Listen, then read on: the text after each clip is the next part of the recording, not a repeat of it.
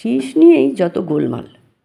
এই রাত তোমার আমার, শুধু এইটুকু বললেই যে কোনো বাংলাভাষী মানুষের মনে একটা গান তার সম্পূর্ণ চেহারা নিয়ে সুর শীষ সমেত বেজে ওঠে। আর যত গোলমাল ওই শীষ নিয়েই। শোনা গেছিল সুরকার Hemanta Mukhopadhyay bridge on the river Kwai থেকেই নাকি ওই শীষ সরাসরি তুলে নিয়ে ব্যবহার করেছিলেন দীপ জেলে যাইয়ের সুপার ডুপার হিট গান এই রাত তোমার আমার এ। আর তা নিয়ে বিতর্ক যে এতদিন পরেও পুরোপুরি মিটেছে এমনটা জোর দিয়ে বলা যায় না। যাদের নিয়ে ওই বিতর্ক তাদের মধ্যে হেমন্ত মুখোপাধ্যায়, গীতিকার গৌরীপ্রসন্ন মজুমদার, নায়ক বসন্ত চৌধুরী, সুচিত্রা সেন সকলেই প্রয়াত। আর পরিচালক অসিত সেন প্রেসের সঙ্গে কথা বলতে চান না। ফলত শীষ নিয়ে সন্দেহটা আজও রয়ে গেছে মানুষের মনে। না, এবার এটা মিটিয়ে নেওয়া দরকার, বললেন পরিচালক অসিত সেন।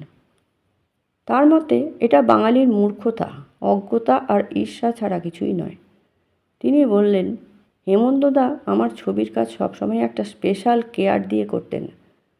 কারণ আমার ছবিতে গান কখনোই কোনো বাইরে থেকে জুড়ে দেওয়া হয় না, সেটা সবসময় কাহিনীর সঙ্গে ওতপ্রোতভাবে জড়িত থাকে। দীপ জেলে যাইয়ের হিট গান এই রাত তোমার আমার নিয়ে বিতর্ক এতদিন পরেও মিটেছে বলা যায় না।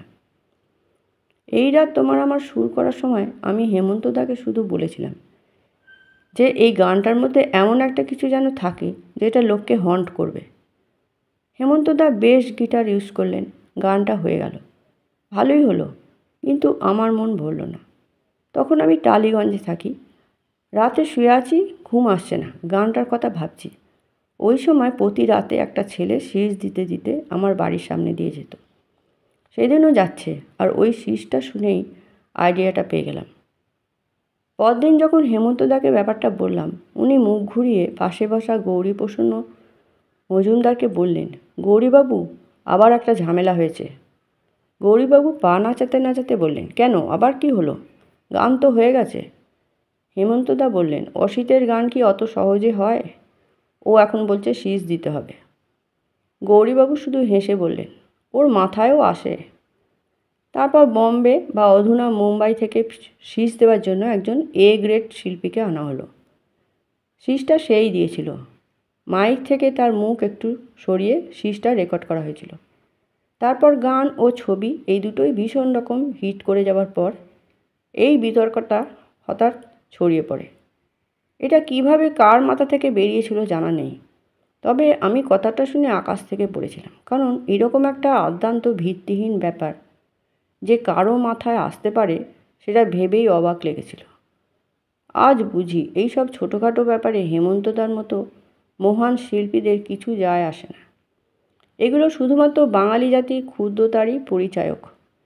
হেমন্ত মুখোপাধ্যায় বাঙালির জীবনে একটা মস্ত বড় আকাশের মতো। কাজেই সেদিকে কেউ থুতু ছুড়লে তাতে আকাশের কিছু যায় আসে না ঠিকই, কিন্তু মাটিতে দাঁড়ানো অগণিত হেমন্ত ভক্তের মন তো খারাপ হয়ই। এতকাল বাদে কিন্তু সেই মন খারাপ মিটিয়ে দিলেন পুরনো বাংলা ছবির ডার্ক সাইডে পরিচালক অসিত সেন। বহু বছর বাঁচুন তিনি তার নিজের ছবির নস্টালজিয়া আর হেমন্ত স্মৃতি নিয়ে। নমস্কার।